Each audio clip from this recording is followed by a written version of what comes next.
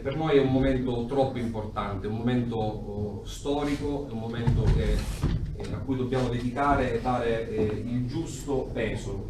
Forse sono troppe le responsabilità che qualcuno, caro Sandro, sta dando a questo ingresso di questi due semplici consiglieri comunali, ma dobbiamo dare il peso che conta. Principalmente vuole essere un segnale per tutti, un segnale per una società che ormai è andata secondo me alla deriva, dove più importante sembra l'apparire e non l'essere. Ecco, noi vogliamo prima di tutto essere protagonisti ed essere parte integrante di un progetto che rappresenta fondamentalmente la voglia di riscatto, la voglia di rilanciare su alcuni temi importanti, su alcuni temi come la famiglia, il nostro territorio, alcuni temi come oggi più che mai in Sicilia si sente il bisogno, la disoccupazione, il lavoro. Vogliamo essere parte integrante di questo progetto che vede sì Giorgia Meloni come leader, ma vede principalmente una comunità che si deve riunire.